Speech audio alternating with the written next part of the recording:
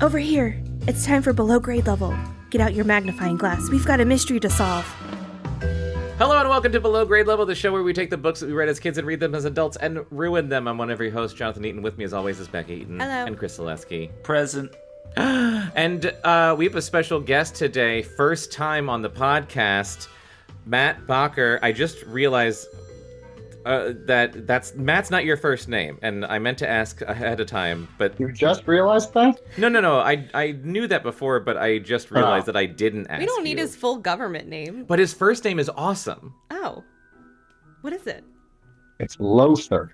Lothar. The German would be pronounced Lothar.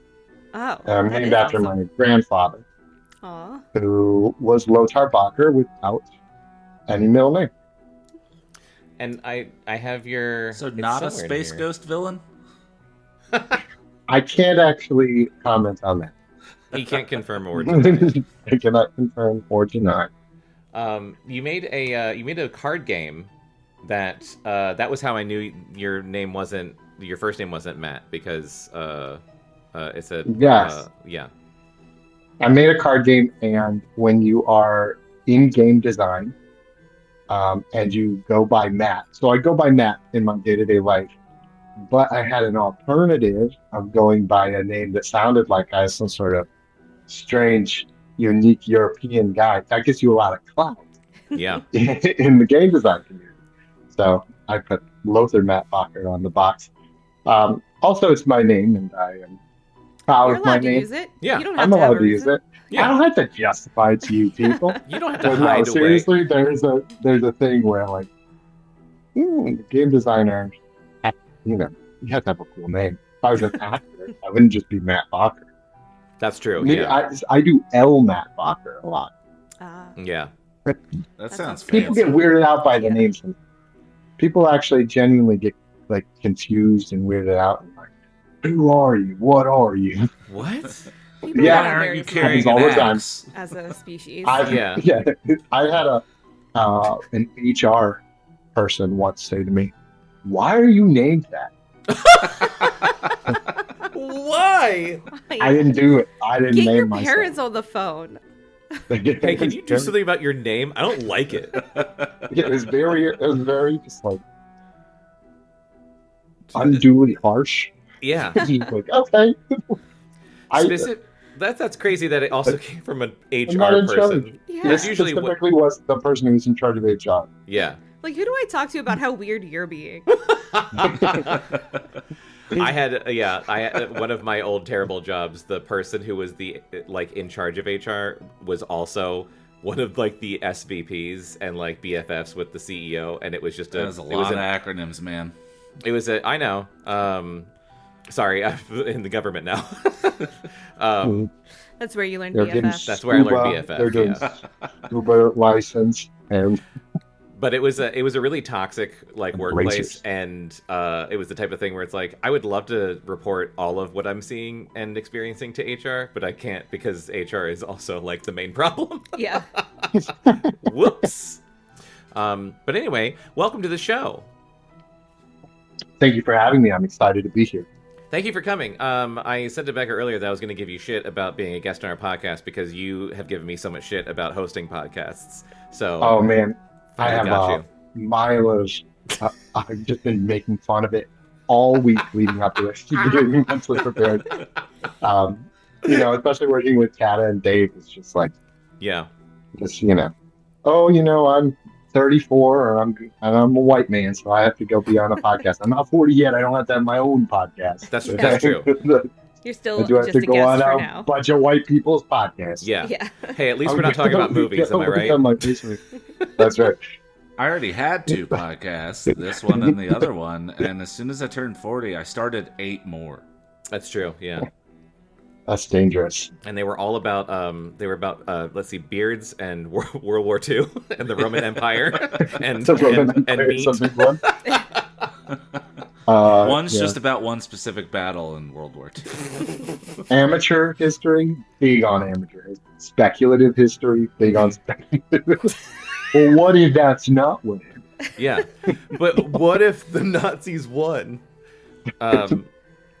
Okay. Didn't they though? I was just like, as I said, Just said as I said that, I was like, oh, I thought we said we weren't going to get topical. Yeah. Yeah, And then we said we you gotta always be do careful. anyway. Gotta be careful. So, because you are the first guest of a new book, you have the privilege of choosing which book we're going to read. Now, you have a couple of choices. They are all the same kind of book, but I'm excited because we have never read this type of book before. Oh, God. Give me the stylus. I'm trying to get my stylus out. You almost hit leave. I know. I almost ended the meeting. That would have And not... we wouldn't have been able to Shortest come back. podcast episode. As long as you Yeah. posted it, I wouldn't be upset. All right, so I'm going to share my screen, and we can take a look at what our options are. So we are going to read a Hardy Boys book. Ooh. And now, there's a lot of, Hardy Boys is old as fuck. So as I was doing some very, preliminary research into this, one of the things I do when I'm, looking at, what would be a good book to read in this series, I usually will Google, hey, what are the craziest of these kinds of books? And, first of all, I typed in craziest Hardy Boys, and Google wanted to autocorrect that to BOYZ, because I guess that there's there's a podcast or something called Hardy Boys of, two crazy boys, and I was like, let's add the word book into this, Okay. and just get that right out of the way. Boolean algebra. So the You gotta first put thing, safe search on, of course. yeah, quotes, minus AI. But so one of the things that I saw right away is people saying that the very early Hardy Boys books are much darker and more adult than later ones. Someone compared later Hardy Boys books to Ozzie and Harriet is something I read. But I was reading that the early Hardy Boys books were so fucked up that the author distanced himself from it later. So I pulled up the first 3 Hardy Boys books. In what kind of way? Violent? I don't know. That's what I want to find out. But so we've got 3 options. We've got Hardy Boys book number 1, 2, and 3. The first one's called The Tower Treasure. The second one's called The House on the Cliff. And the third one's called The Secret of the Old Mill. They seem to be focused on tall structures. They do. I wonder if there's a lot of death by falling in these. This is tough. I think the House on the Cliff does sound spooky, but secrets. Yeah. Can we get I don't know. descriptions? Sure. I'll rattle off these. Oh my god, I descriptions. can't believe you stopped at 3 because the 4th book is called The Missing Chums. The Missing Chums. Look, come on. Here's the thing. We can throw that into the mix real easily if we want. I don't know what it's There's no about, I rules. just like it. There's no rules. I want something spooky. That's fair. Okay, The Tower Treasure. The Chink Chums. Is this even telling? This is just telling me about the author. The Okay. book ranks 55th on Publisher Weekly. In The Tower Treasure, Frank and Joe Hardy have to investigate several cases at once. That sounds complicated. Their friend Chet's car was stolen, and the cash register at the ferry station was robbed. Witnesses say a red-headed man was seen at the scene of the crimes. You can't trust redheads. While the Hardy detectives are trying to figure out the circumstances under which the crimes were committed, another event happens that shakes the whole town. The local landmark, an impregnable mansion castle, was robbed. All right. House on the Cliff. Fenton Hardy, the famous private detective and father of the Hardy Boys, asks his sons to help him with his latest case involving a criminal and the illegal drug There's trade. another dad detective? Yeah, I'm picking it. So Matt, we read a Nancy Drew not too long ago, and her dad's a lawyer, but he was also very much go solve this mystery, Nancy. Supportive. He was like an uninvolved Matlock. It's true. Let's see. Illegal drug trade, smuggling stolen drugs. They're directed to the House on the Cliff, whose location overlooking Barmet Bay offers an excellent vantage point to watch for smugglers. And then we've got Secret of the Old Mill. Frank and Joe. Frank and Joe. Is that the name of the basement yard, guys? It is. Oh my god. Frank and Joe help prevent 14-year-old cyclist Ken Blake from getting killed in an accident. As they help the boy up, they see he is delivering an envelope to Victor Peters, a name that means something to the Hardys later on in the book. What the fuck is this description? Who wrote this? Spoilers. I tuned out the second one because these all sound boring. I don't understand how these are supposed to be so fucked up. I don't know. Drug trade is pretty intense. Yeah, that's what I say. Drug trades. That's pretty. How old That's are these boys? These Hardy boys? I'm gonna say the secret of the old mill. Secret of the Old Mill. Secret of wait. the old Okay, so that's this one, the third one, number 3. Hardy You can boys. stop there. What did you say? You can stop there. I'll stop. Yeah. Okay. No, I mean, I thought you were gonna read the fourth one. No, I mean, Chums sounds great, but let's not Yeah. fix what's not broke. Well, if we're gonna look at the fourth book, we should look at the fifth. You just having a The second cover of podcast where we're Whistle's talking about hilarious. which one we like the most. The thing I also love about this is that I'm doing this on Kindle and it was free. Oh, good. I don't know if it's because I had like credits or what. So I know because, I looked it up because I know I'm gonna want to know. Yeah. But Frank is 16 and Joe is 15, just in case they Thank don't you. say it. But apparently in the later revisions, Mhm. they become 18 and 17. Well, that's very similar to Nancy Drew, where she Yeah, they, started like, out aged her younger up. and then aged a little bit, but then it was like Mhm. perpetually like Mhm. 18, I think. Okay. Secret of the Old Mill. You're getting a little peek into our Kindle reading history. What's in it? Let's see. Babysitter's Club, Goosebumps, Slough House, Stephen King. Nice. We have good taste. we have great taste. Okay. It sounds like the cats are throwing themselves at the door. Yeah. I hear banging and then meowing. As is tradition, we got 2 kittens recently. For anyone listening, this is the first episode that we've recorded with 2 brand new kittens in the house, and it's awesome. And Can you hear them? Oh, I can hear them. They do sound like they're throwing themselves at the door and screaming. I'm gonna go give them some food. That's a good idea. All right, Chris, would you like to describe the cover of The Secret of the Old Mill? I'm not seeing the cover. It's still saying, "Thanks, Jonathan. The Secret of the Old Mill, Hardy Boys Book 3 will be auto-delivered wirelessly to Kindle for web." What? Hang on. Did I not share this right? Oh, you know why?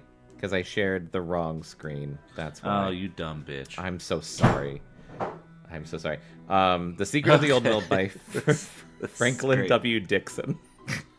All right, The Secret of the Old Mill by Franklin W. Dixon. The cover is in black and white. It almost looks like it was done with watercolors, Yeah. but only black paint. Looks like one of the boys. They both look like newsies, but with one has a very sharp cardigan on, and he looks like he's hanging from a tree, while the other is saying like, "Hey, don't hang from a tree." And He's it looks like going he's to on a tickle. staircase It looks like they're on a roof. or a roof. Oh, maybe an old mill. Maybe the roof of the old mill. Yeah, like, hey, don't do that. It's really dangerous. We're already very high up, and it looks like he's wearing an ascot. I think he is wearing an ascot. He is. I mean, here's the thing: isn't Hardy Boys like the original inspiration for Venture Brothers?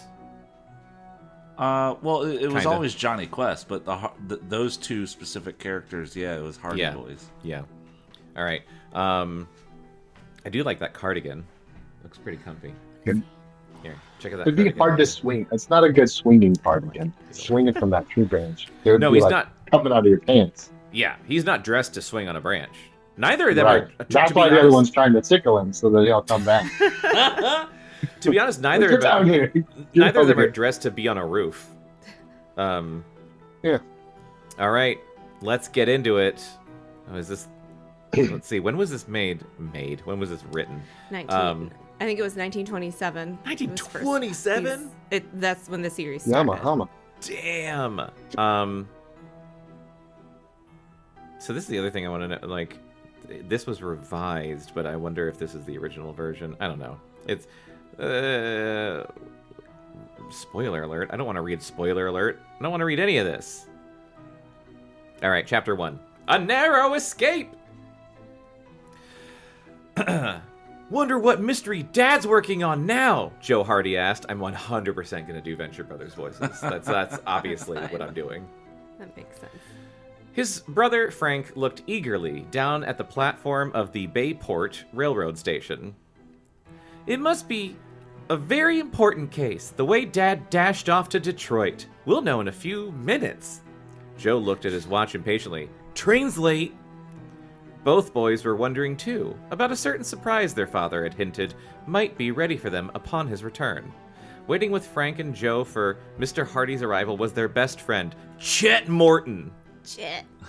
Your dad's cases are always exciting and dangerous, the plump, ruddy-faced boy remarked. I feel attacked. Shut up, Chet. Do you think he'll give you a chance to help out on this one? I don't even remember what. We sure hope so, Joe replied eagerly. Well, if I know you this one again, I'm so sorry. fellows, For my what? notes. Which book was this one again? Secret of the Old Mill. Okay. Make sure you include that in the notes. A lot of O's. I didn't leave myself that much space. It's Wait, the way I it think was I written. can It's fit it really. It's. I mean, it was a style at the time, I think. in. I got it. Well, if I know you fellows, there, she got it. Chet went on. You'll get mixed up in the mystery somehow, and so will I sooner or later. There goes my peaceful summer vacation. Frank and Joe At least he has chuckled. good expectations. Yeah, I like it already. Knowing that Chet, despite his penchant for taking things easy and avoiding unnecessary risks, would stick by them through any peril. Dark-haired, 18-year-old Frank. Oh, okay. These are updated. Damn it! I wanted the old fucked up versions. That's fine. 18-year-old Frank and blonde, impetuous Joe, a year younger, had often assisted their detective father, Fenton Hardy, in solving baffling mysteries. There was nothing the two brothers liked more than tackling a tough case, either with their father or by themselves. Fenton. Chet gave a huge sigh and leaned against a baggage truck as though his weight were too much for him. What's a baggage truck? I don't know. Oh my god, the brightness Like is a so bright. Trolley for moving it. Probably a cart. Like, Can we make Yeah, it less yeah. bright? Yeah, less The bright. last time I did that, I ruined everything. So Oh, sorry. I'm gonna need you All to right, do that. stand by while I dim. Oh my god, this is all the way up. Yeah. What put the it in fuck? dark mode. That's too bright. It is in dark mode. It was just quite bright. Quite. Here we go. Quite bright, shines the night. Oh, it's doing that weird thing where there's yellow now. Oh, just please ignore it. Okay. I don't know what's All going right, on. that's fine. I sure could use something to eat, he declared. I should have brought along some candy or peanuts. The Hardys exchanged winks. They frequently needled their friend about his appetite, and Joe could not resist doing so now. What's the matter, Chet? Did you have lunch, or did you forget to eat? This is fun. It's exactly like fucking Nancy Drew with Yeah. her plump friend. Yeah. Like literally her plump There's friend always a who was always plump hungry. friend. Jesus Christ. And we have to talk about it every time the character's on screen. Well, yeah, what'd you Jesus say? Christ. Historically unplump. Yeah, he was ripped. The thought of this remote possibility brought a hearty laugh from Frank. A hearty laugh. Party. Not Hearty. party. Hearty. Chet threw I choose to both- believe what I believe. Okay. Chet threw both boys a glance of mock indignation, then grinned. Okay, I'm going inside. I'm going inside and get some candy from the machine. Chet hungry. As Chet went into the station, the Hardys looked across to the opposite platform where a northbound train roared in. The powerful diesel ground to a halt, sparks flashing from under the wheels. Passengers began to alight. Did you notice that Good there lord. weren't any passengers waiting to board the train? Frank remarked. At that moment, a man dashed up the stairs onto the platform toward the rear of the train. As the train started to move, the stranger made a leap for the last car. Guess he made it. That fellow's lucky, Joe commented as the train sped away. And crazy. You're telling me, Chet exclaimed as he rejoined the brothers. Munching on a chocolate bar, he added. That same man stopped me in the station and asked me to change a $20 bill. There was a long line at the ticket window, so he didn't want to wait for change there. He grabbed the money I gave him and rushed out the door as if the police were after him. Boy, Joe exclaimed. A clue. You must really be loaded with money if you could change a $20 bill. Like $20, plus whatever a candy bar costs. I assume 5 cents. Well, I was going to say, like, what was this, 1929? 1927? Yeah, $20. it's like $1,500 now. I was just going to say, goddamn, it's like $1 million. Oh, wait, hold on. Chet blushed and tried to look as modest as he could. Matter of fact, I do have a good bit with me, he said proudly. Proudly and modestly, apparently. I guess the man saw it when I pulled out my wallet to be sure the money was there. What are you gonna do with all your cash? Frank asked curiously.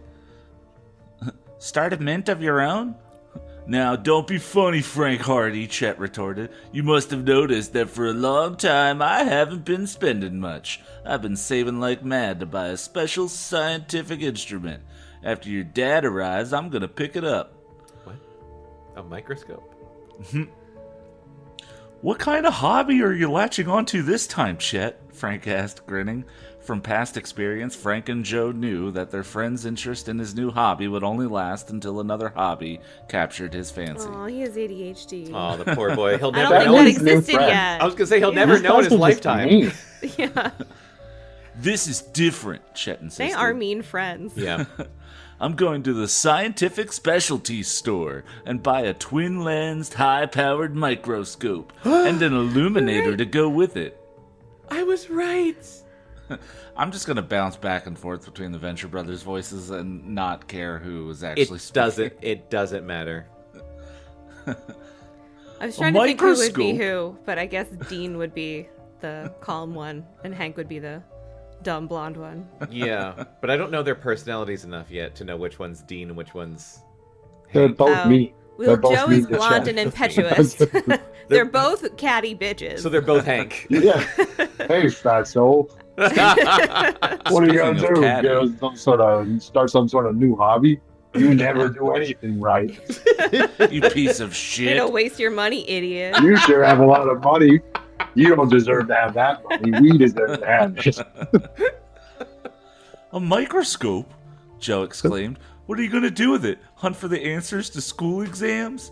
Frank joined Joe in a loud laugh at the expense of their fucking friend, but Chet did not seem to think there was anything funny about it, like anyone else wasn't. would. I had Just no you idea two they were wait. assholes. He I'm muttered. writing down that they're bitches. Just you two wait, he muttered, kicking a stone that was lying on the platform. You don't know whether or not I'll decide to be a naturalist or even a zoologist. Wow, said Joe. I can just see a sign. Chester Morton, big game naturalist. Okay, Chet said. Maybe even you two great detectives will need me to help you with some of your cases. Foreshadowing? Oh. The conversation ended with Frank saying, Here comes Dad's train. How much are microscopes? Because I had one when I was little, and it was very fun to look at stuff. Are you Just saying random shit. You want to get a microscope? Yeah. Okay. They're not expensive. We can probably find I just want to look at fun a stuff. reasonably priced microscope to look at fun stuff. Okay. We You need could buy a microscope child's microscope. and a telescope. Yes, I do want a telescope. Oh. I've been seeing a lot of TikToks of people with really good telescopes looking you- at Saturn and shit. You want to look at shit up like way too close and also that's And way too far. way too far. Yes. Nothing in between. No, I already see all the Nothing in-between that's stuff. happening It's here really is boring. Fuck in between. That's I true. see all We that need to stuff go all the out time. there, go down there. You guys are making a lot of Something good better. points. There's something better. It's Yes. just not in our field of perception. Yeah. Yeah. Is this me? Yes. Yes. The express from Detroit rolled into the station. The brothers and their friends scanned the passengers alighting. To their disappointment, Mr. Hardy was not among them. Alighting used twice so far. Aren't there any other Bayport passengers? Frank asked the conductor. No, sir. The train man called out Oh, as yeah, he waved is the go-ahead alighting signal like to an the engineer. old-timey train-specific word? I don't know. I don't know, but I like it. I do. I like this part. No, sir, the train man called out as he waved the go-ahead signal to the engineer and jumped back onto the car. He just said one thing and then immediately Yeah. left. No, fuck I'm done with yourself. you. fuck you. Answered, go, I'm done. Bye. As the train pulled out, He walked backwards, just doing this, Yeah. flipping them off. Your dad hates you. no dads on this train. Yeah. As the train pulled out, Joe said, Dad must have been delayed at the last moment. Let's come back to the station and meet the 4 o'clock train. Before cell phones, it was just the Wild West. Yeah. That's plenty of time for you fellas So to much go with wasted me and pick up my microscope, said Chet. The boys walked to Chet's jalopy, nicknamed Queen, parked in the station. He didn't nickname it that. They nicknamed it that. What a jerk. Oh. The Queen had been painted a brilliant yellow and souped up by Chet during one of the periods when engines were his hobby. It was a familiar and amusing sight around the streets of Bayport. She's not fancy, but she gets around pretty quick, She Chet sounds often fancy. maintained stoutly. I wouldn't trade her for all the fancy cars in the showrooms. The gas gauge reads empty, Joe observed, as Chet backed the jalopy from the curb. How do you figure we'll make it downtown? Why don't you use That some of your was fucking money, unconcerned. Chet? Fucking loaded. I think these assholes need to give him a little bit of gas money. Right? Yeah, he's their rich friend, and they're just like ragging. He's their rich friend with a car, Yeah. and The they're just only like, reason he's Nicer to their him. friend. just like, what are you gonna do Can I with that, say- you fat piece of shit? He's already done more cool things, being interested in science and cars. He's Yeah. already Yes. the coolest guy here. Just a little plump. These That guys' was dads don't even unconcerned. like him enough to show up. Oh, the tank's really half full. I'll have to fix the gauge. The Hardys exchanged amused glances, knowing that Chet would soon be so absorbed in his microscope he would forget to take her with the car. Suddenly, Chet swung the Queen around in the parking lot. The rough gravel caught in the tire treads and rattled against the rear fenders. Hey, what's the big rush? Joe demanded. We have 3 whole hours to get back there. Who's in a hurry? Said Chet, adding proudly, I'm not driving fast. I just wanted to find out if I change the if I change the turning circle of the Queen by adjusting the tie rods. What? Some adjustment, Joe grimaced. Think we'll get to town in one piece? Huh, Chet snorted. You don't appreciate great mechanical genius when you see it. In the business Young mad center, scientist. I'm so Team Chet already.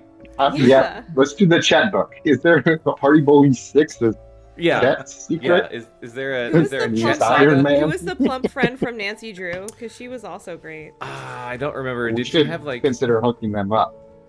Yeah. They should, yeah. Oh. Introducing this. They probably do, Matt, because the Hardy Boys and Nancy Drew like have like combined Oh, they do adventures. crossovers. They do And they're crossovers. both probably 18 now that they've changed the I ages. bet they are.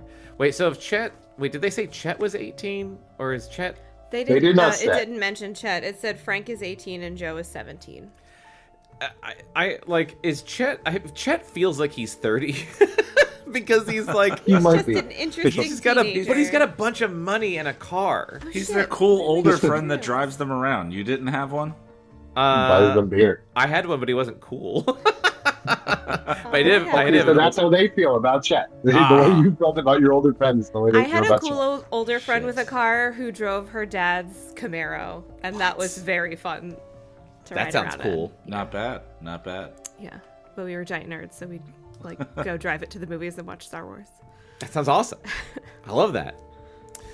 In the business center of Bayport, the boys found traffic heavy. Fortunately, Chet found a parking spot across the street from the scientific specialty store and swung the car neatly into the space. I wish that was a real store. I It I- used to be. yeah, right? Exactly. There was it like a Discovery Channel store or something like that used to sell sciencey shit? Yeah. Like geodes you could crack open. There used to be a Discovery Channel store, but then there's also Natural Wonders and the Nature Company. Oh yeah. And it was all the same shit. It was all like, hey, you want to buy a velociraptor claw and a Yeah. microscope and a book about, crystals? Yeah. Boy, do I.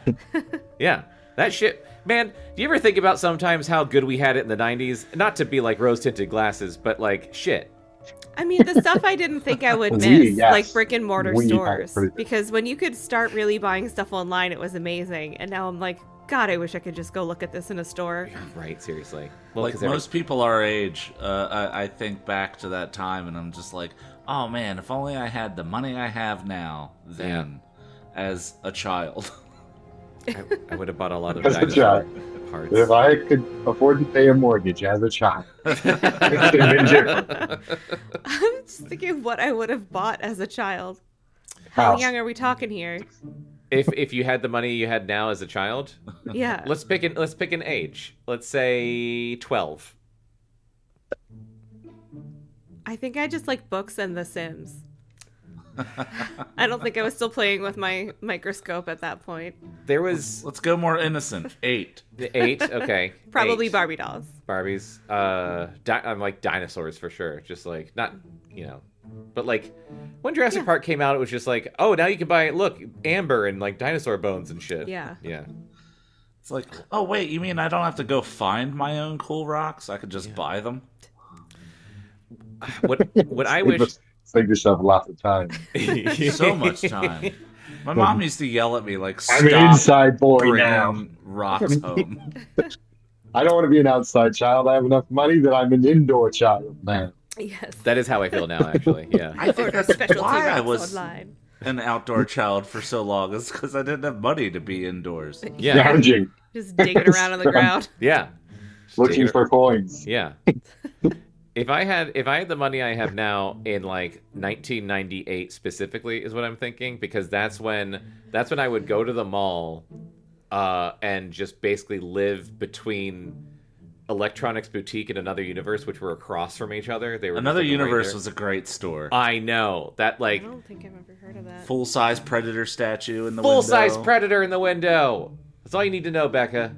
I am so tired of hearing about the Predator to the point that I don't even want to follow up on that. Please just keep talking about whatever the fuck Another Animal. Universe is. I don't know, Matt. Do you have any follow-up on that? Did you see what shirt Matt is wearing? Yes, I did, and I heard your conversation, and I thought, man, if I hear Predator Badlands is great one more time, I'll probably never watch it. Yeah, Chris, you have to stop talking about Predator Badlands because we are. I'm not normally that spiteful, but it has been so much. Look, I get it. Stop I am that booking spiteful. people with Predator shirts. I Sorry. didn't know what he was gonna. Normally wear. I'd go sleeveless, but I was like, I should dress up. That's true. This is more clothing than I've normally seen you wear. Yeah. Yeah. Yep. Oh, I thought I'm it was- taking this seriously. But anyway, Chris, Also, put a I- fucking lid on the Predator talk. This close to All right. it's never I think you happening. guys are overcomplicating the money question. The answer is candy. It doesn't matter what you were interested in. That Doesn't is matter. very true. Candy. True. Candy. So much fucking candy. Um, So much candy. Man, and Warheads. back in those days, there were candy bins at the grocery store. Oh yeah. You could just stick your hands in there. My answer's the same. Fruitopia. Ooh, Oh, yeah. Fruitopia and Orbits. Orbits. That's what I was gonna say. What was that shit with the weird Mambos? goo balls? Weird little balls. Mambos, anybody? Mambas? Yeah. Mambas? I don't know what Yeah, that they were is. like giant starburst things. What? I want that. Someone in the comments will know. Another Universe also did sell like weird Japanese candy, and Excellent. that's what I would spend my money on. What little money I had as a teenager, child, or whatever. They had this stuff that was like, I don't remember what it was called, but it was like chocolate like bark. It was just like kind of like Rice Krispie kind of crunchy chocolatey like sheets, and fuck, that was good. So wait, did every Another Universe have a giant Predator statue? That's a good question because I've never Well, seen. I just looked at. I was just Googling Unfortunately, we can't answer it because we put the kibosh on the Predator dog. That's true. Bekah, you said we can't talk about Predator anymore. it. Oh. I don't know. Predator We can't- Badlands, we can't specifically. talk. Okay, sorry. Well, I just found a Reddit post that was old pictures of the Fair Oaks Mall in the 90s. I don't know where Where's Fair Fair Oaks Oaks? is, but there's a Predator in there, so I don't know. And then, okay, so I went to the one in I think Annapolis. that's him, right? Yeah, that's him. Chris, you probably went to the one in White Marsh. Was there Yep. one? Yeah. Yeah. And there's an alien. We didn't have an alien. Oh, that's fun. His body looks Gallant. stupid, though. Oh, It's that really looks like shitty a. looking. That looks like if the alien was a blow-up doll. Doesn't it though? It look does. look at his posture. Look at his I change what posture. I'm spending my money on. I remember getting the Guyver anime on VHS at another universe in White Marsh Mall. Anime DVDs. That was the thing. Mhm. Yeah. This was VHS. Samurai movies. Oh, VHS, that works too. We should keep reading this book. Oh man, they did a photo shoot where they're trying to kill a Beanie Baby. That's sad. Oh. Someone Who was did? stepping What? on it? I don't know. Whoever the fuck these Fair Oaks people were in the 90s. Yeah. Very rude. Fair I would have Oaks. bought a lot of Beanie Babies. I forgot about that. Yeah, I forgot about love Beanie Babies. I would have bought as much Resident Evil shit as I possibly could. Okay, they're in the business center. He found a parking spot. Oh, yeah, right, across from the scientific specialties store. That does sound really awesome. See what I mean? He asked. Good old Queen. And boy, I can't wait to start working with that microscope, Chet exclaimed as the three boys got out and walked to the corner. I'm gonna look at stuff so close. He's going to shrink his car. I'm convinced. This is Yeah. going to be so badass. All bugs beware, Joe grinned.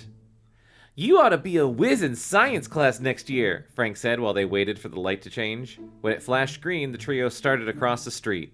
Simultaneously, a young boy on a bicycle began to ride toward them from the opposite side of the street. The next moment, a large sedan, its horn honking loudly, sped through the intersection Oh, God. against the red light and roared directly toward the Hardys and Chet. Instantly, Frank gave Joe and Chet a tremendous push and they all leaped back to safety. To their horror, the sedan swerved, and the young boy on the bicycle was directly in its path. What the fuck? Look out! The Hardys yelled at him. Uh-oh. No. Jesus. Oh my god. Right. Okay. Oh, man. Chapter 2, Trailing a Detective. The boy on the bicycle heard the Hardy's warning just in time and swerved away from the onrushing car. All right, I guess we're going to get a lot of that in Yeah. this book. For a second, I was like, shit, is this I like was like, Twin all Peaks right, The I guess Return? they kill a child. Yeah, He's goddamn. dead.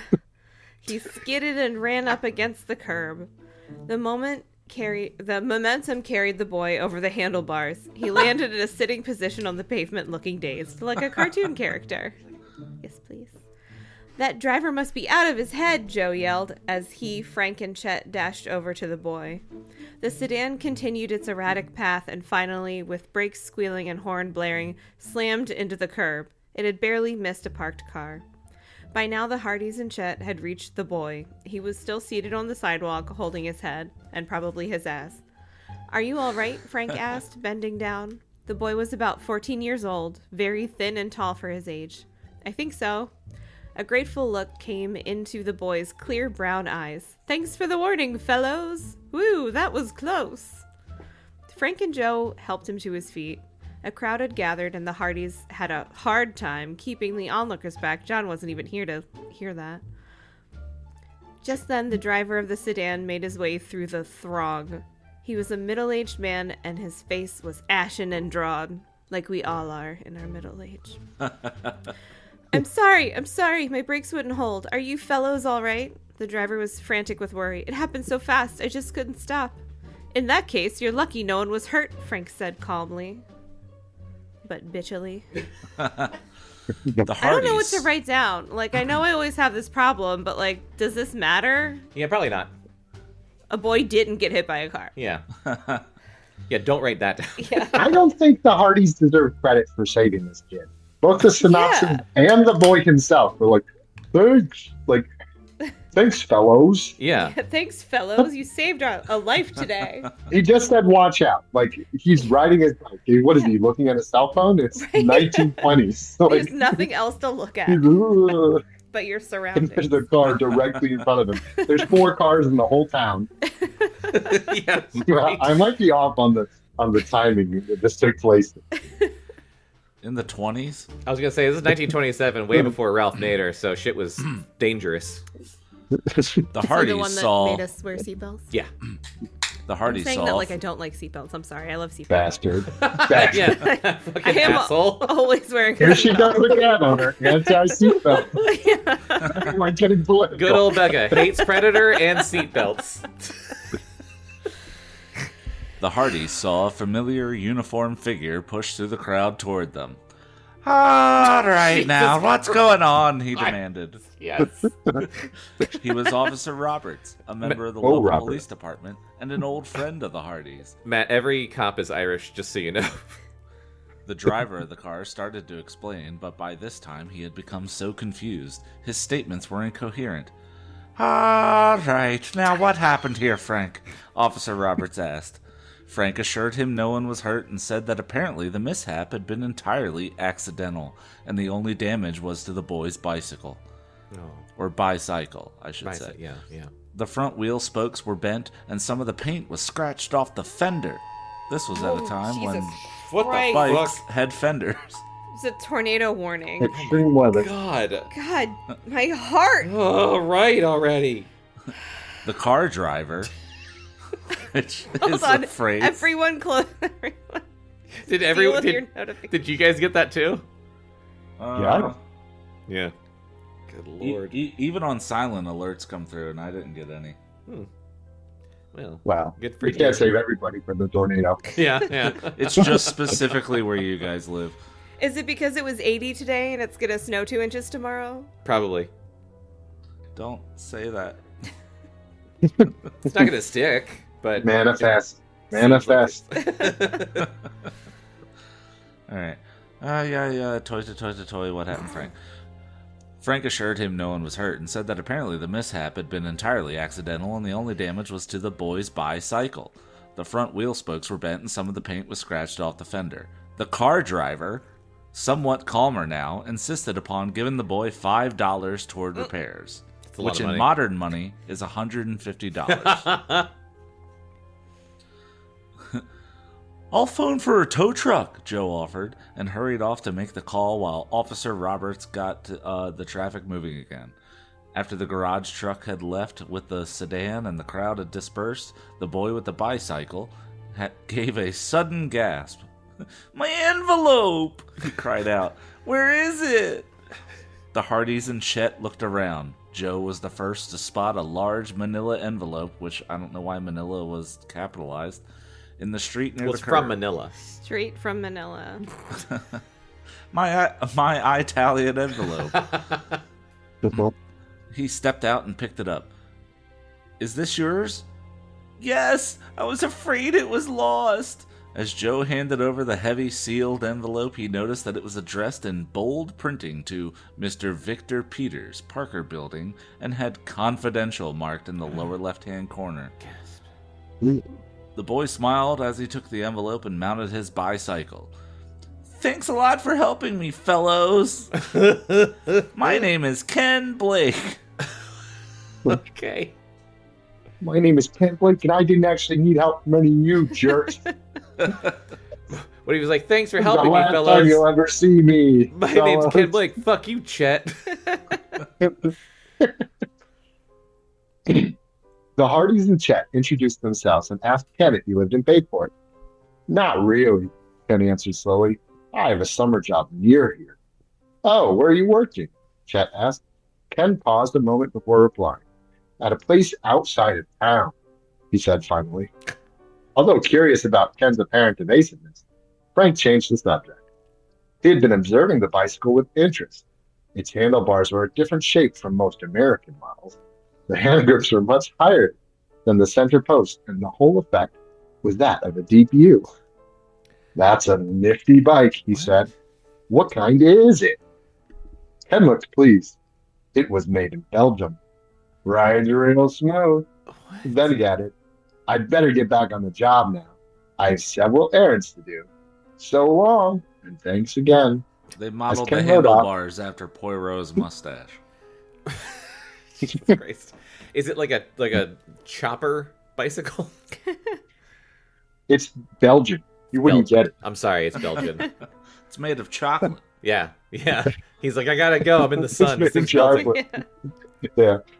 I was surprised it survived that huge accident. The seat's a waffle. I'm fine. I just have a concussion. I should just ride it off.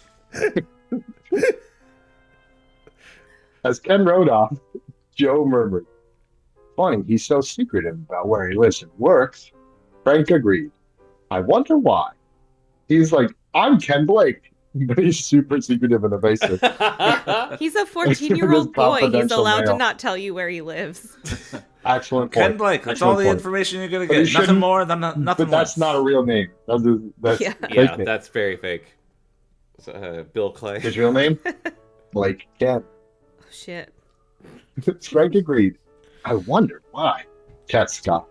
There you go again, making a mystery out of it. I'm starting to see what they see in Chet. Yeah. Just Frank and Joe had acquired their keen observation and interest in places and people from their father. It's genetic. One of the most famous investigators in the United States. Whoa, damn. Only recently, the boys had solved the Tower Treasury mystery, which we know nothing about. Call back to the first Shortly book. afterwards, they had used all their ingenuity. Eventually, they're going to rescue some chums. No one can find. Shortly afterward, they had used all their ingenuity and courage to uncover a dangerous secret in the case of the house on the cliff. Call back. Come on, you two, Chet urged. Let's get my microscope before anything else happens.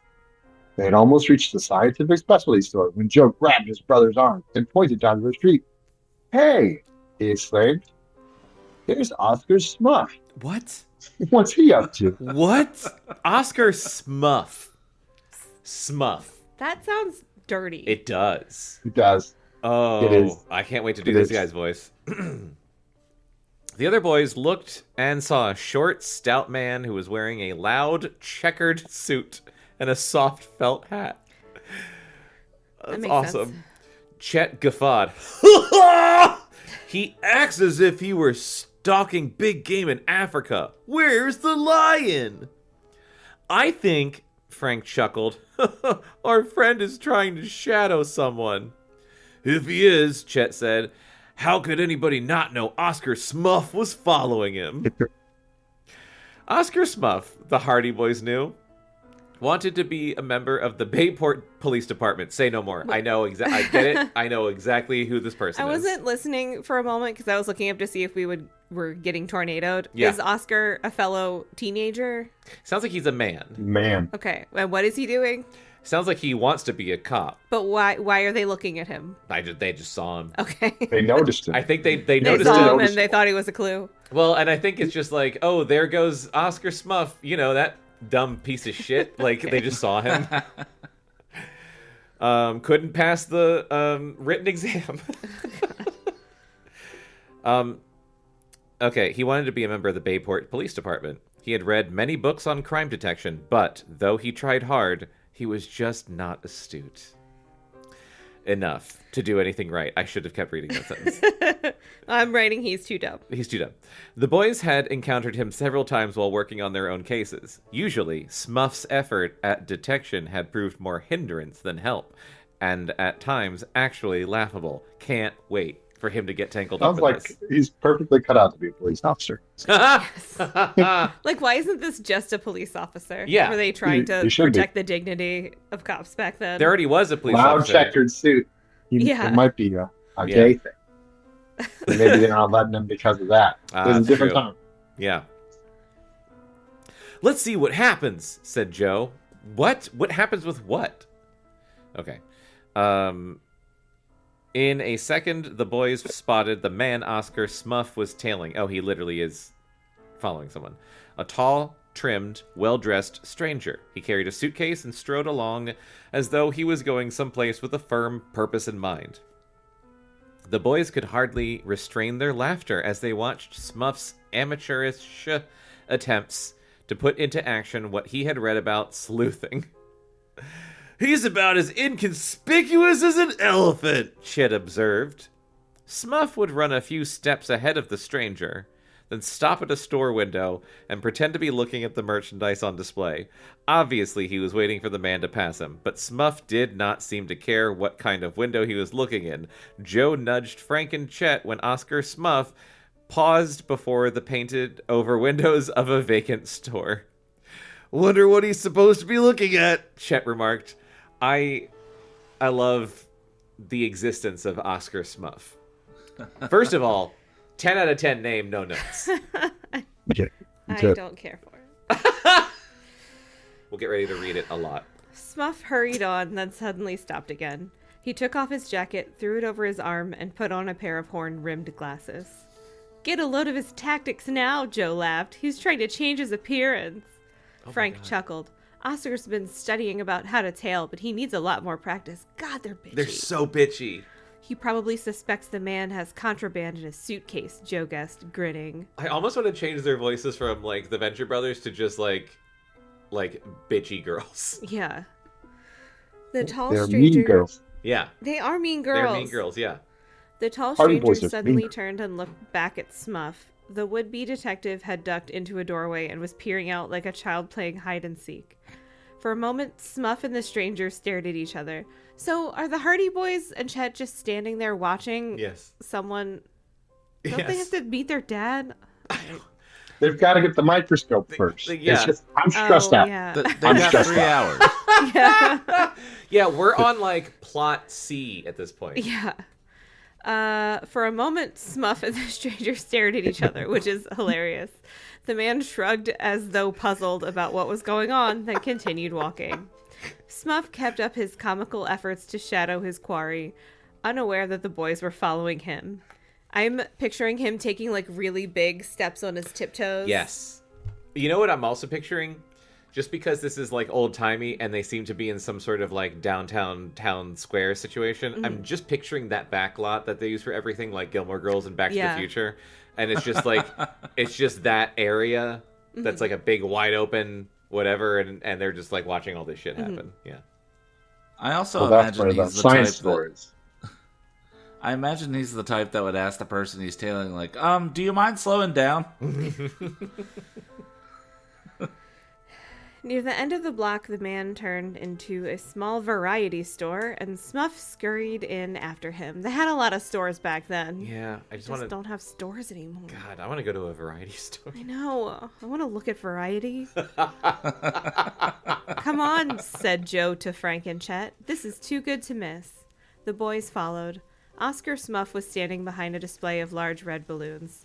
By the way, it's raining really hard, and we just got a tornado warning, which is the kind of thing where you're supposed to get in the basement. So if our power goes out, that's why. Hopefully we're not dead. Fingers crossed. We'd probably hear a tornado, right? Can you Don't hear worry. them? You'd think so. If they're ripping up It's all the other... probably too Oh, I late. just saw lightning. You think you would, until it sneaks up on you. But if it's like ripping up all the other houses... Yeah, I feel like we'd hear some Not whooshing if at the the wind's least. going faster than the speed of sound. Fuck, Does that happen? so fast. Probably. I'm no Chet. I don't know science. Yeah, God, I wish Chet was here. If you had a microscope where you could figure it out. Yeah, he'd just, like, capture some rain and look at it under the microscope and be like, tornado's coming. This is tornado I got rain. bad news, boys. Tornadoes coming in. Come on, said Joe to... Oh, I said that. This is too good to miss. The boys followed. Oscar Smuff was standing behind a display of large red balloons. He was so intent on his quarry that he still did not notice the Hardys and Chet. Were there 99 of them? Yes. Cool. Frank looked around the store quickly, and the stranger at the drug counter selecting some toothpaste. There's a random, like, bracket in there, and that threw me off. Okay. The rain just started here. Okay. The suitcase was on the floor beside him. Wait, that bracket really threw me off. What were the words I just said? The stranger He bought toothpaste? was selecting toothpaste.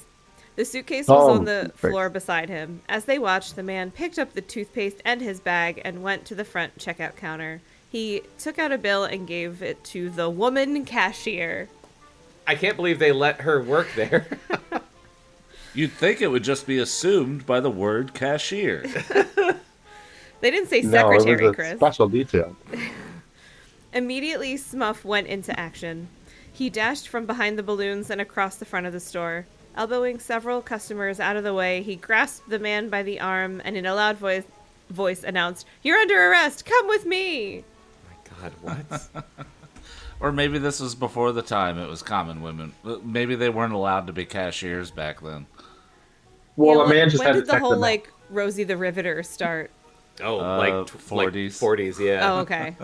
Yeah, I don't know what this bitch is doing, trying to have a job. 20 I know, years right? before. What she thinks she's doing. Maybe her husband owns I the was store. just gonna say that. Husband owns the store. Just gonna, He's on a like, Or a a long daughter. lunch break. yeah. I was just gonna say it's. I was just like the curtain was blowing horizontally Uh huh. into the room.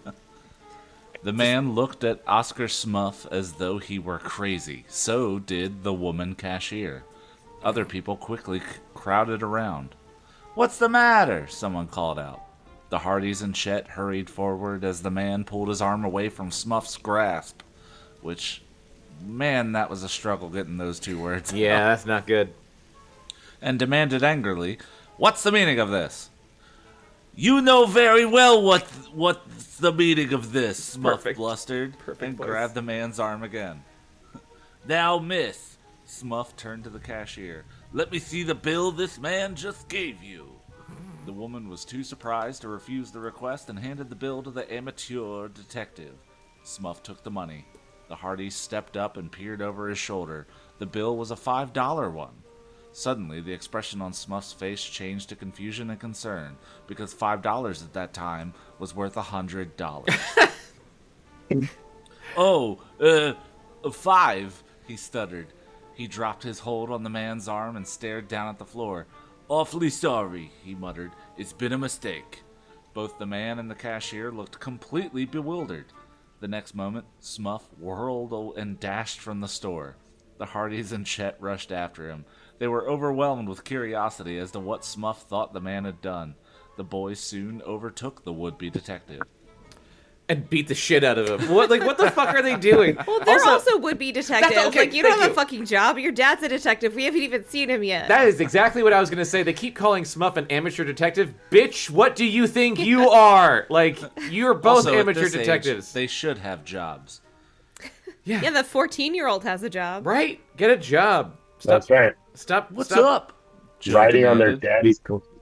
Well, the women are taking all the work in this town. That's right. It's a real problem. We gotta keep Let them them That's work. working. what What do we do? That's why the author decided to say the woman cashier. Yes. Yeah. What do we do? Parent our children? What's up? Joe demanded. Looking for somebody suspicious? Oscar Smuff reddened when he realized the boys had witnessed his entire performance. Never mind, he said sharply. I'll bet even you smart Alec Hardys. Wow, that was a struggle. I'll bet even you smart Alec Hardys have made mistakes. Anyhow, this is different. I'm helping the police on a very special, very confidential case. I bet. I tried to pick up the voice. Yeah, I like it. As he made the last statement, Smuff shrugged off his look of embarrassment and assumed an air of great importance. Well, I can't wait precious time gabbing with you three. Smuff turned and rushed down the street. The boys watched his bustling figure as he disappeared into the crowd. I wonder what kind of case detective Smuff is working on, Frank mused. I do too, Joe said, as Chet finally led the way into the scientific specialty store.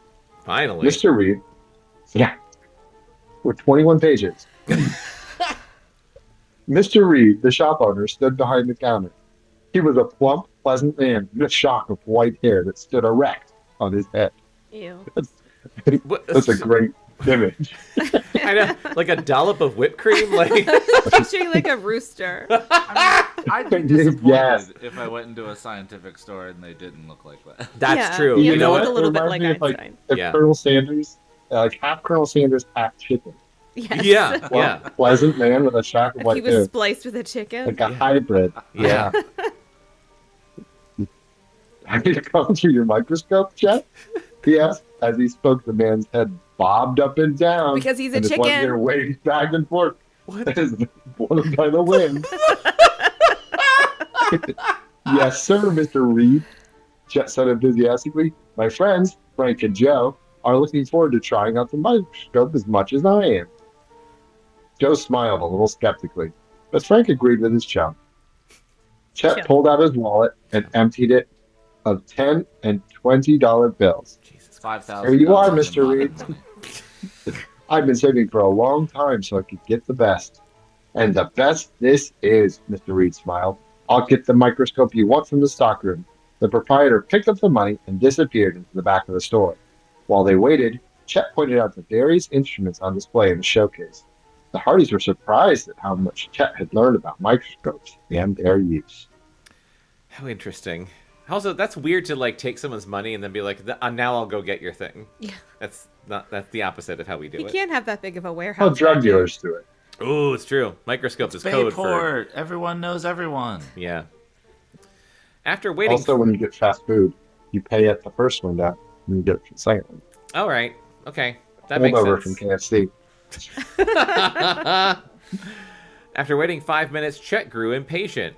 Wonder what's keeping Mr. Reed, he said. I hope he has my scope in stock. And it was scope with an apostrophe, so it's cool. Scoop. At that That's moment... what we call them. That's what we call him. The scope community. At that moment, Mr. Reed returned. There was a look of concern on his face.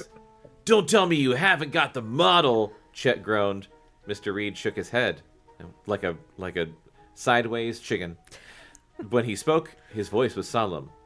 It's not that, Chet, he said. I'm afraid that one of the $20 bills you gave me is a counterfeit. I knew it. I knew it. Chapter 3, An Unexpected Return. It's because it's the first word I think in the chapter, but it's all caps. And it's just counterfeit! Chet burst out. Counterfeit? It can't be! I just drew the money out of the bank this morning. The Hardy Boys, nonplussed, stared at the $20 bill Mr. Reed was holding.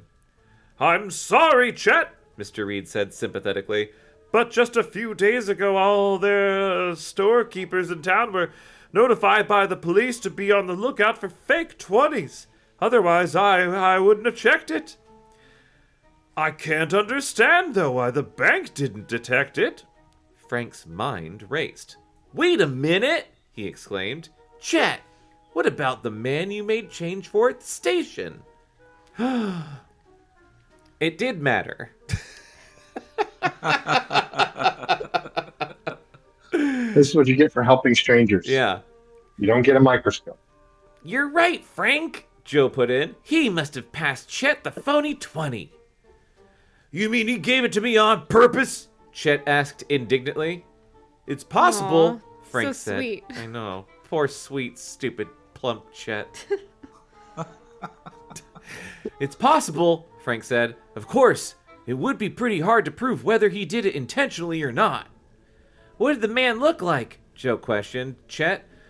We only got a glimpse of him running for the train. He was medium height and stocky, but did you notice anything else about him? They both pulled out like steno pads. Chet thought for a few seconds, and then he said, I do remember that the man had a sharp nose, but he was wearing sunglasses and a slouch hat, so I didn't notice much else. What is this? Do you guys know about Spy versus Spy? Has that been invented yet? He kind of looked like that. He was cool.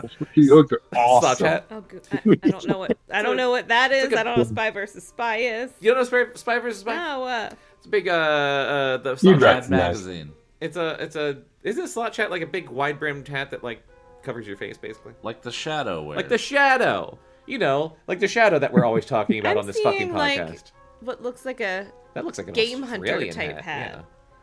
But that can't be right. Yeah. Let me look up Spy vs. Spy.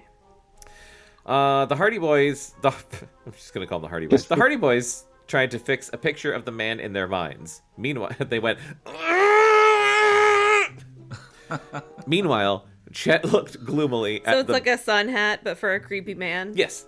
Okay. Yeah. Yeah. It's like a... Well put. That is, yeah, that's exactly what it is. Chet looked gloomily at the bogus bill. Oh. Oh, Chet. What luck, he complained. Here I am cheated out of $20 in the microscope. I'm sorry, Chet, Mr. Reed said. I wish there was something I could do about it. I mean, it is a small town. Just give him the Can't you fucking just give him a microscope. microscope? He'll come back with a 20 in like an hour. Do an IOU. He's good for it. Yeah. Yeah, he's good for it. He's Chet. We, even a few years ago in modern days, we went to, well, we were driving up to Boston, I think. Oh my and God. And we stopped at some diner for lunch. In Connecticut. And did not know that they didn't take cards because who doesn't? It was like literally 2 or 3 years ago.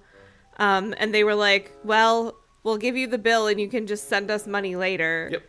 So, but we did. did, but also like, who does that? Literally sent them a check. But also what I else bet could they that do? food We already was ate good. It was I don't fine. remember Give it back. I just So remember punches in it the felt stomach. like we'd gone back in time. Yeah. We were in Connecticut. If you're driving... And it was so foggy. Like, Yeah. that was a weird drive. Well, It felt very otherworldly. It's that drive up, I think it's 95.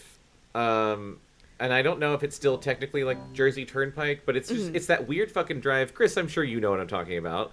Oh yeah, no, Connecticut's weird. Yeah, when you're driving north, like through New England on like on the main highway, and it gets very like it's basically just 4 lanes at one point with lots of trees, and it's just that for what feels like a billion hours. And it's Connecticut, and we were hungry, and so we just took the next exit. Like, there has to be food somewhere. Yeah, and it was like a diner kind of. It didn't take credit I cards. felt so out of place. Yeah. And I don't know why. I don't know. It felt Yeah, like we didn't small belong towns there. aren't welcoming. I don't No. think they ever have That's been. It's a little Sure. scary. We went to Yeah.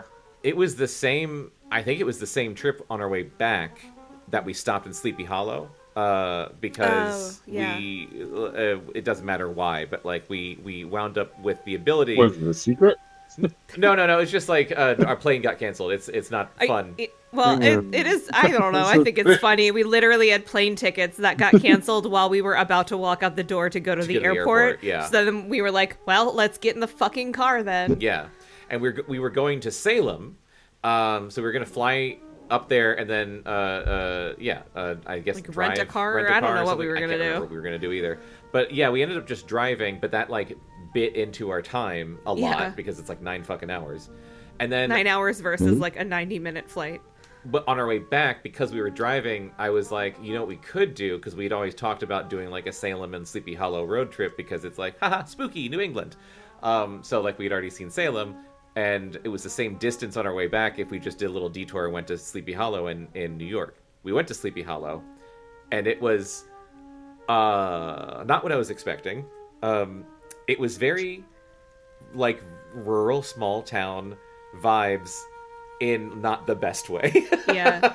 It wasn't a great vibe. The No. place that we went to that one like pizza place and we were like, it feels weird here, and then we went to a different place to eat. Yeah. And that was nice. The And the graveyard was pretty.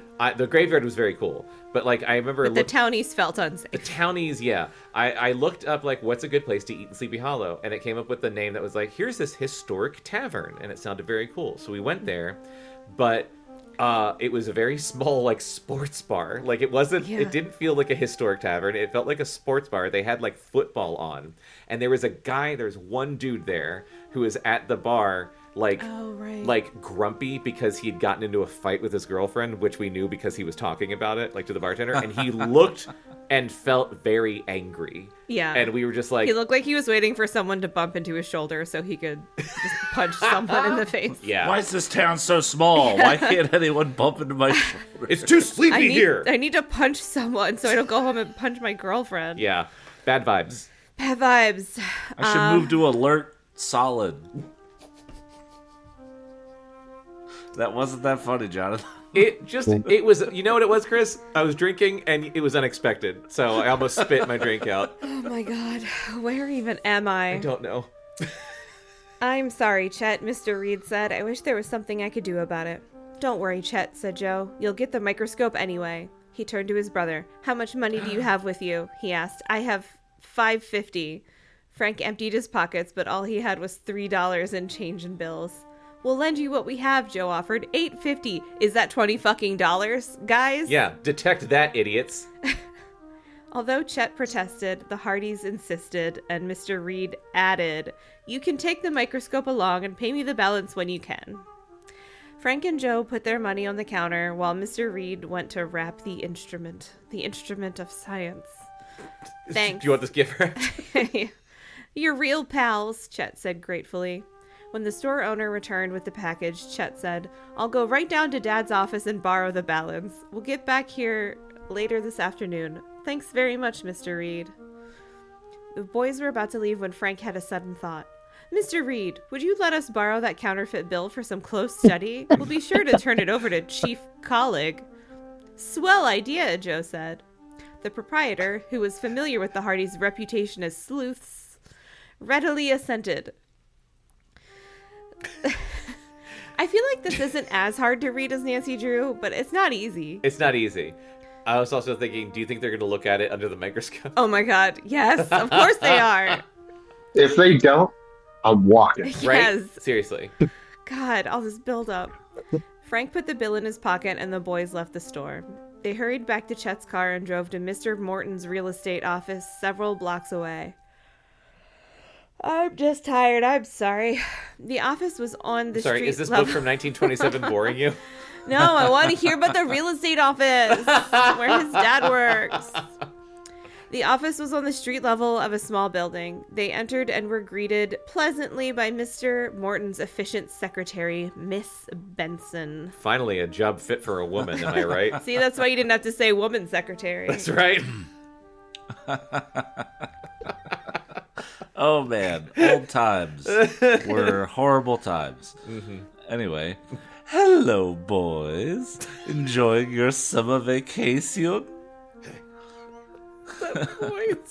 Yes, thanks, Miss Benson, Chet eyed, eyeing his father's empty desk.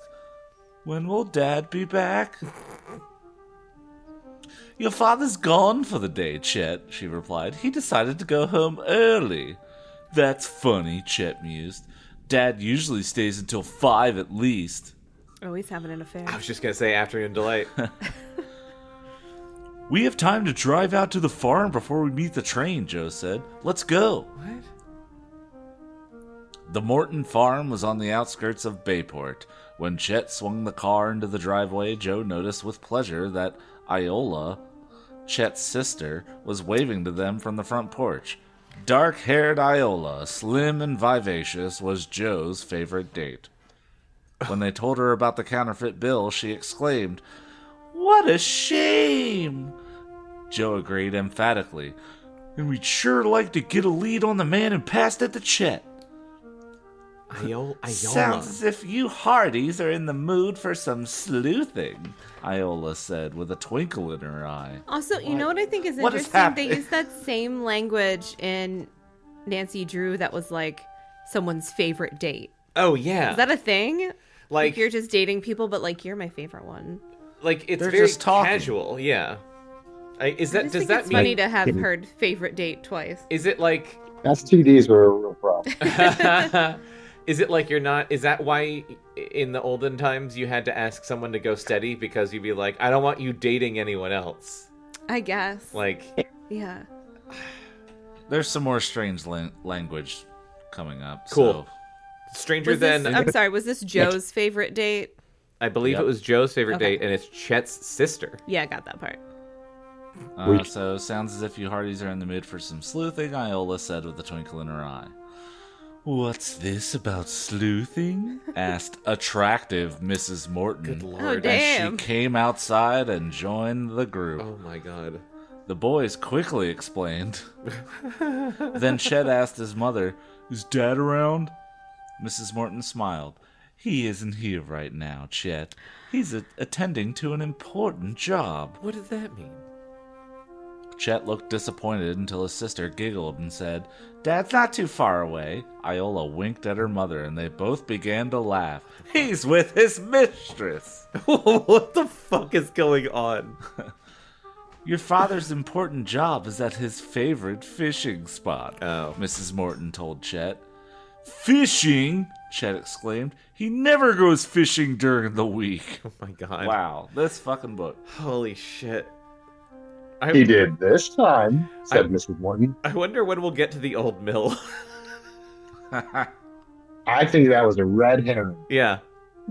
The title of this was a red herring. It's just the name that they're going to put in the next book to reference this. Yeah. This book It is was actually. an old milling. The secret of the old mill. Yeah.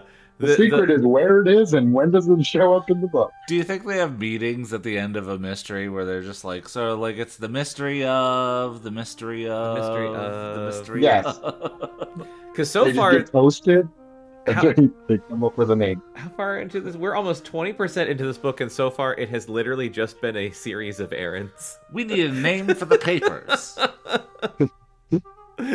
He did this time, said Mrs. Morton. I guess the good weather was too much for him to resist. A few minutes later, the boys were in the jalopy and driving down a country road bordered by woods.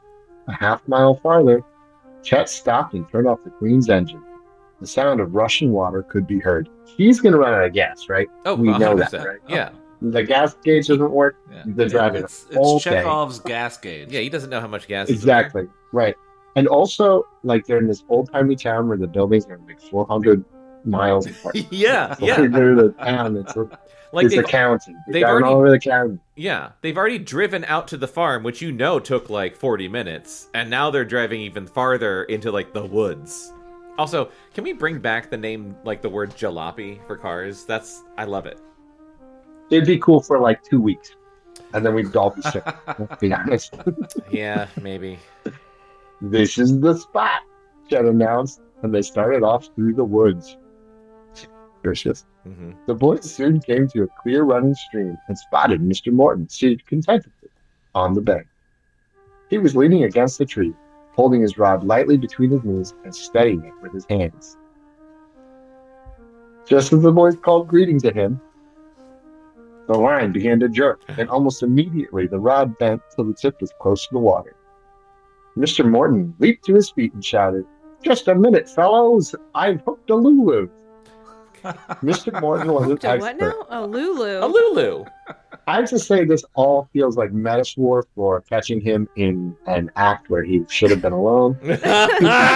All of it. Lulu. All of it.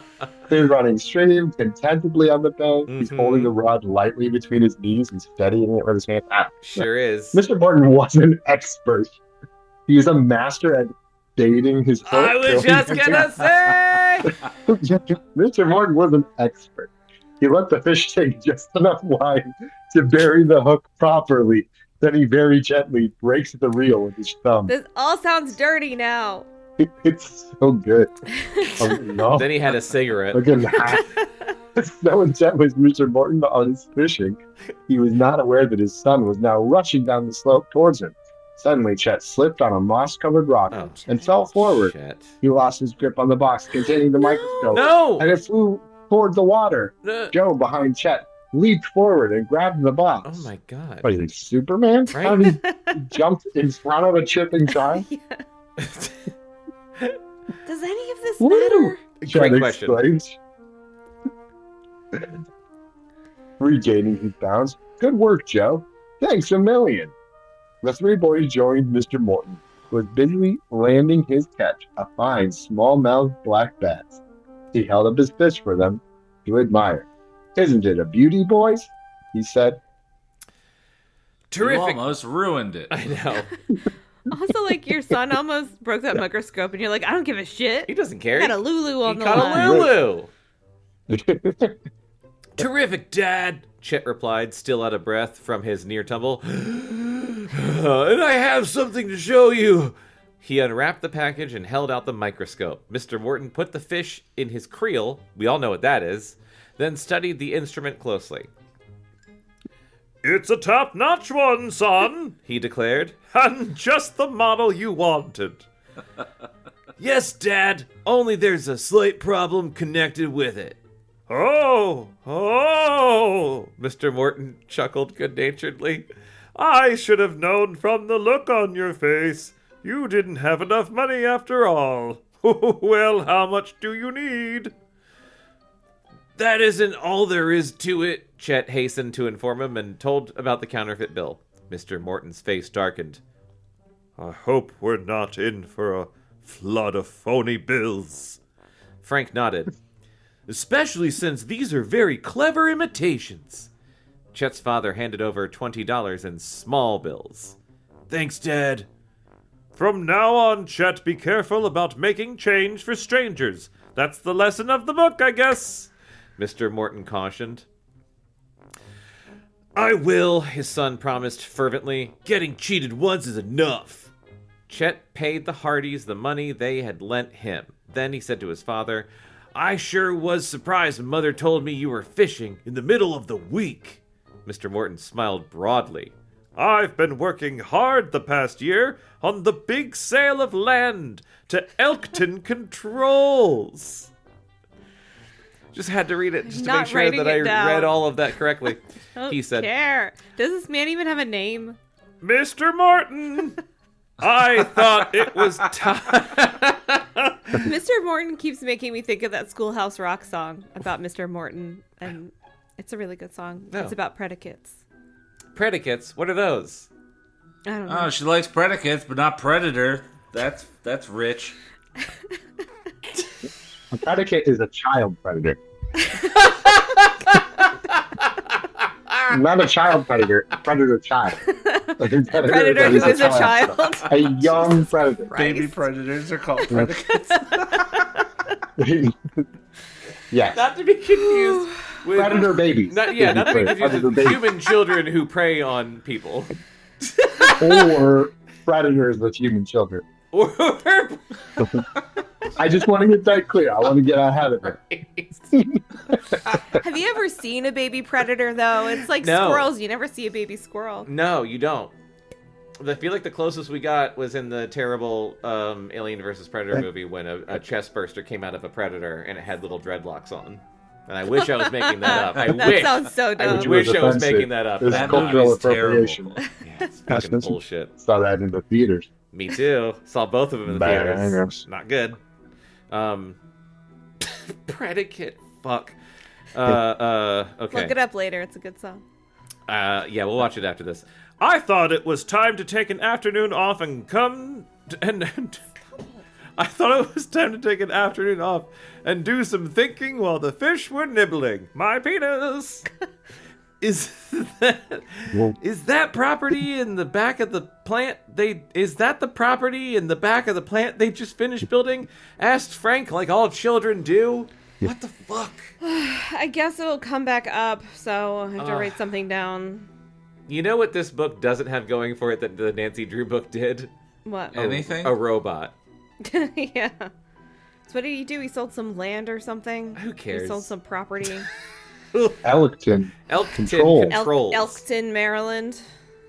I bet it does matter. You know, I bet it's like a Scooby-Doo thing where like the bad Yeah. guy, they That's- find out that it's like Mr. Elkton. Well, what is this? Yeah, you've only met 3 characters. I mean, One maybe of the us- old mill is there. Oh. I think it's Oh, I think we're elected. about to cover that right now. Guys, let's keep conjecturing Keep before Bekah reading. reads. That's right, Mr. Morton pointed upstream. You can just see the top of the main building from here. The property you sold has that old Turner Mill on it, Joe remarked. Quite a contrast. A company that makes top secret control parts for space missiles in a modern building right next to the ancient abandoned grist mill. Hang on. That's the most Joe has talked We in this might book. be wrong about when this It's was written. so much information. No, it's been mostly Joe and not Frank. Frank has said almost nothing. That's It's good just point. a lot of information that why would you know about space missiles? No, what the fuck is a grist mill? I don't know. I And- can't It's where keep you mill the Googling grist. stuff. Oh, right. Sorry, Chris. But you know, you get the little extra grist. You got to mill that. That's right. Just, Yeah. Can't just eat it. You don't want unmilled grist Exactly. in your space lasers. Yes. I suppose they'll tear the old place down, Frank remarked. And I know, like, now that I'm seeing it, I see that it's Electon, and I don't like that, so I'm calling it Elkton. Oh, it's Electon? I mean, it's Elekton. Yeah, I said it wrong. Why did you do that? I said Elkton because Electon is awful. It is. No, It should be Electron. Elkton has decided to use it, Mr. Morton went on. I suggested to them that the old mill would make an attractive gatehouse for the plant's rear entrance. After all, it's a historic place built by the settlers when this whole area was inhabited by Indians. So The let's company- knock it down. The company has... they'll just make it fancy. Yeah. They're just gonna...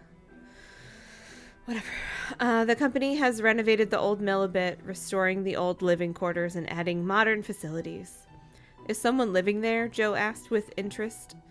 I understand a couple of their employees are, Mr. Morton replied. Then he continued.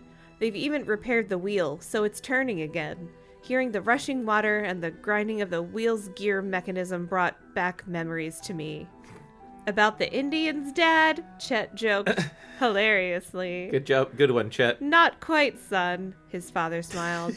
But I can remember when the mill produced the best flour around here. Your grandmother made many a delicious loaf of bread from wheat ground in the Turner mill. That's for me, Chet said. What?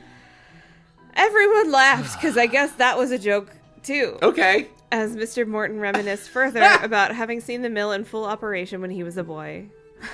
God, I love bread. I need to go see where they make the bread. Fuck, I love bread so much. Suddenly, he and the Hardys noticed that Chet had fallen silent. There was a familiar, faraway look in his eyes. He was thinking about bread. He was thinking about how to grist some mill or whatever. Joe grinned. Chet, you're turning some new idea over in your mind. That's like a right, mill. Chet said excitedly. I've been thinking that maybe I could get a summer job at Electon. Electon. Mr. Morton exchanged amazed glances with the Hardys at the thought of Chet's working during the summer vacation.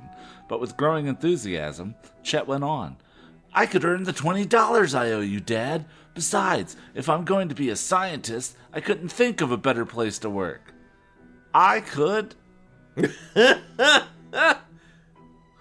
Electon's a fine company, his father said. I wish you luck, son. Thanks, Dad. Chet smiled broadly. See you later. I have to go now and pay Mr. Reed the money I owe him. On the drive back to town, Chet told Frank and Joe that he was going to apply for a job at the Electon plant the next day. We'll go along, Joe offered. I'd like to see the plant and the old mill. Seems like there's a mystery there. Swell, said Chet. When they reached the shopping area in Bayport, Chet drove directly to Mr. Reed's store.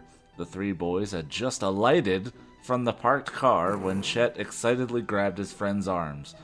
There he is, the chubby boy exclaimed. Right down the street, Which the one's man the who chubby gave me boy? that phony 20. What What a sentence. Chet is chubby, apparently. Well, that solves the mystery of Plump and ruddy. the unpaid microscope. That's exciting. Oh my god. I was very excited by all of that, and I didn't think it was boring. I'm writing the sentence, they go back to the microscope store. I just had a thought about the Hardy Boys, aside from them being super bitches, is just like, does anything not interest them? I feel like every single thing that comes up, they're like, oh, tell me more. I'm like, god damn, you The guys only are thing that fucking doesn't curious. interest them is their friend Chet's hobbies. Yeah. Yeah. Yes. They're just riding Chet's coattails They're- in every sense of the word. Yeah. They're over Chet. They're using his vehicle to get around. They're just doing his errands with him, and they're like living through Chet. It's not going to be good when Chet goes off to space college. This is not going to be good for them. They're going to have a hard time. Also, the secret of the mill, calling it now, built on an Indian burial ground. Oh, okay. It's a ghost. This is great. It's We- always I think they're ghosts. making the counterfeit money there. that's what I was also going to say that. This is where we start. This is where And we. it's haunted. Oh, yeah. This How is dare Fuck. you inspect a historic Haunted landmark? counterfeiting. This is where we do theories. Because we always So do we have the same prediction? we always have theories about what's going on. Yeah, you and me think that the counterfeit bills are there. Matt thinks it's an Indian burial ground. And Don't really, though. no, it's written But down, I- so that's I mean, if you're Contract- right, this doesn't pay out or Yeah. anything, but if Oh, you're yeah. right, that would be pretty incredible. there's no reward other than wearing some bullshit glasses that light up. There's not like magic in Hardy Boys, right? There's no wizards or anything. This is the first Don't one know. we've We read. don't know. We're new. All We're right, new to maybe this. it is Indian. Look, we read a Nancy Drew book that had a fucking robot in it. So all cards are on the table. Give Chet a chance. It might be 1870, but he'll build a robot out of his horse. Give Chet a chance. Give Chet a chance. Chris, do you have Sure. any? Do you have any theories, Why not both? predictions? Why not both? Indian Why burial can't ground it be and counterfeit. Indian burial ground and counterfeit there. Maybe the ghosts are the ones making the counterfeit money. I mean, Of literally, course. the only crime that's been committed so far has been a counterfeit $20 bill, Yeah. which we all know in modern day money is like $20,000. Yeah. So, yeah, and it's connected to the new plant. Oh, this is a struggle. Yeah. It didn't help that there was a tornado warning during. Yeah, that was very stressful, but it's over now. Yeah, it stopped raining. Well, Matt, any other thoughts on the book, on the Hardy Boys in general? I think you guys are going to be in for a wonderful surprise at the end of this book. I don't know why. I just got a warm feeling that you guys are going to enjoy reading the rest of the book without. You looked up the synopsis online, didn't you? Maybe. We got started so quickly because I just wanted to make sure that we could get through, a couple of chapters before you had to leave. But I usually ask this question up top, but because we got a few minutes, have you ever read a Hardy Boys before in your whole life? No. So this is brand new Nope. to you.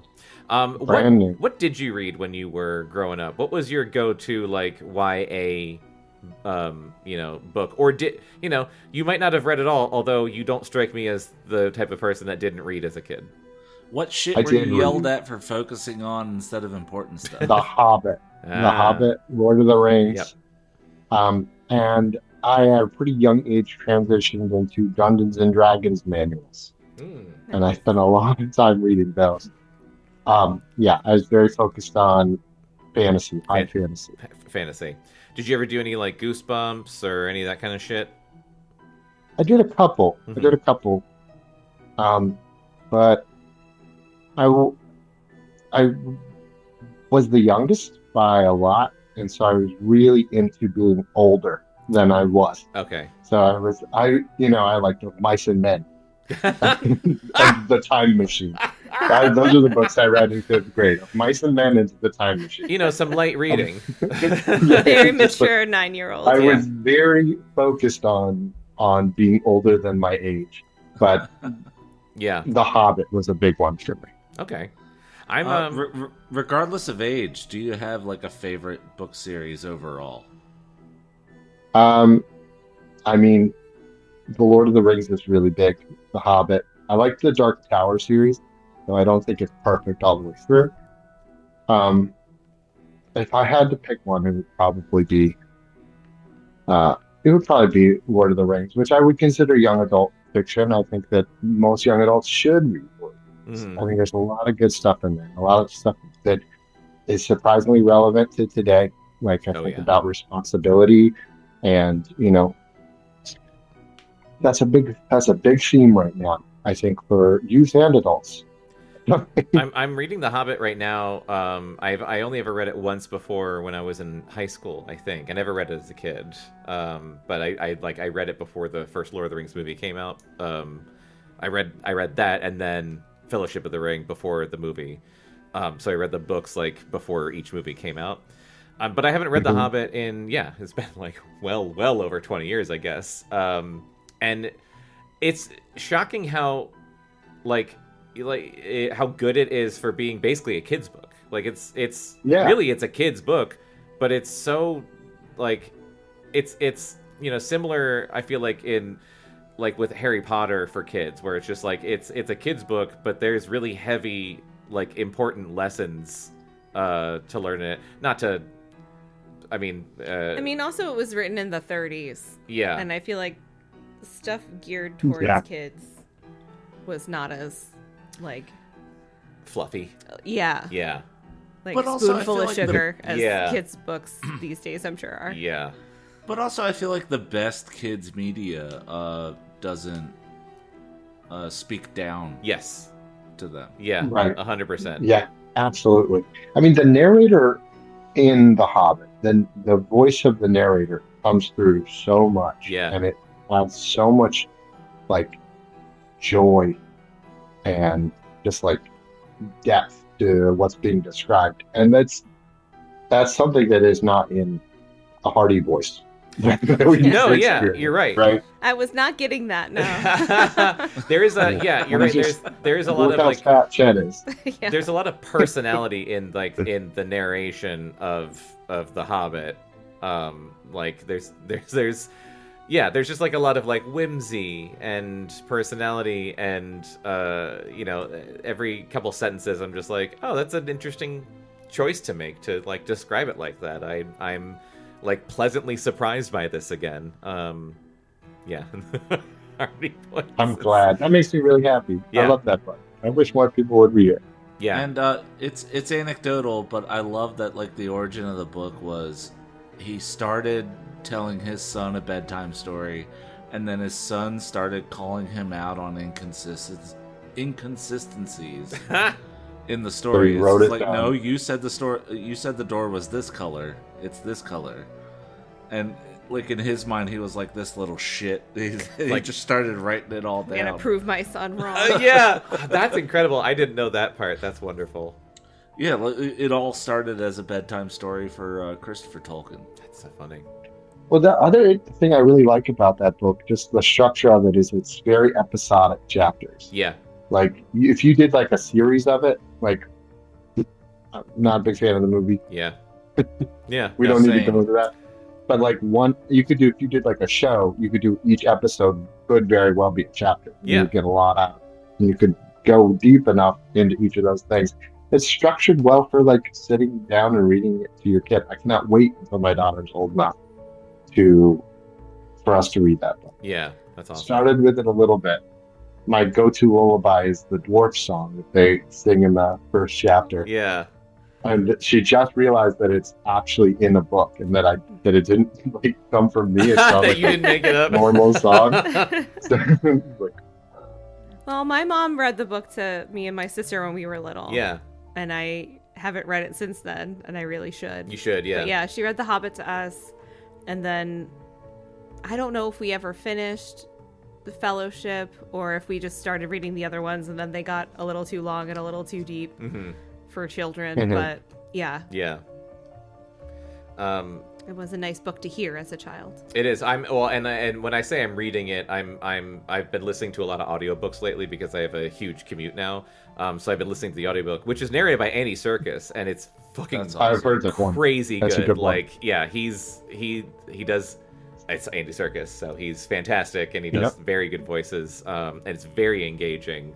I was worried that I would get like sleepy listening to it, but I'm not. I'm just like, ooh, like tell me more. the Andy Serkis recording. So I had downloaded. I was listening to Lord of the Rings again, Yeah. and it like at the same time that Dave Crispino was. Hmm. And I downloaded the regular version that I had previously listened to, and he had downloaded the Andy Serkis version, and it was like 3 hours longer. With the same number of chapters, just because he takes so much time Yeah. and does the voices so like, and it's just like there's something to that. It's not- He's really doing storytelling, He not is. just reading it. Yeah, it's not drawn It's out, but he's beautiful. like he's So I taking his switched. time and he's making a meal of it, and it's very engaging. It's very fun, and it is making me like pissed off when I'm listening to it, just thinking like, God, that could have been one good movie. Yeah.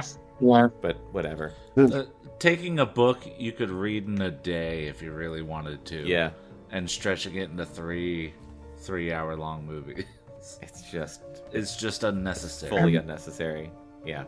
Well, that I think just about wraps it up for this first episode of the Hardy Boys, whatever, Secret of the Mill, Old Mill, I guess. Secret of the Old Mill. Secret of the Old Mill. Thank you, Matt, for being a guest on the show for the very first time. I hope you had fun, even though the material wasn't the best. I had a great time. Okay, Thanks good. for having me. I love books. I loved reading. I'm Yeah. a big fan of this. I think this is a cool project you guys are doing. Thank you. Yeah, even when it's not like the best book, we have as much like that's honestly sometimes when we have more fun with it because we have to make our own fun. Yeah. Although we did just read Babysitter's Club, and after this, I'm thinking we got to do something. God. We got to We do should a. do like Christopher Pike or something that Yeah. we know is going to be good and You crazy. need a guaranteed banger after The last this. 80% of this book, I'm just calling it right now, is going to be bonkers and awesome. You guys are going to have a great time. Totally bonkers. You guys are going to finish it in two more episodes. I'll let you. Yeah, I'll let you know what happens. That is a very generous prediction. Right? These things aren't like formulaic, are they? No, probably not. There's like 190. Well, no, there's like I'm just saying 190 of them. you're- How could they be? You're underestimating our propensity for tangents. Matt, is there anything you would like listeners to know about? Anything you'd like to plug? I thought about this before, not right now. Okay. I appreciate it, but I don't have a bunch going on. The next time I have a new game or something, Yeah. and then when I'll come on again. How Okay. about that? That sounds I'll good. Plug my new Kickstarter. Or Okay, something good. Like that. You don't want But to no plug an new old one? Kickstarters on the. Yeah, no, not right now. Nothing's in the pipe yet. Chris, what would you like to plug? Well, if you're a fan of the hijinks we get up to on this show, then might I invite you on a improvisational comedic adventure that we call The Sketchy Show. It's a lot of us on here that you listen on this show, getting up to hijinks and just having a lot of fun. Available wherever you get your podcasts, The Sketchy Show, a Cactus Rodeo production. And you can follow Below Grade Level on Instagram and TikTok, and you can follow Cactus Rodeo, where Below Grade Level Sketchy Show and all of our other crap lives on Facebook and YouTube. Thank you, Matt, for coming on the show, and thanks everyone for listening. We love you. We'll find out what happens next time on the Curse of the Old Mill. We love you. Bye. Bye. The Old Mill. Below Grade Level is a Cactus Rodeo production. You can subscribe to and follow Below Grade Level on TikTok, Instagram, Spotify, Apple, and wherever you find podcasts. Contact us at podcast@cactusrodeo.com and discover more of what Cactus Rodeo has to offer on Facebook and YouTube.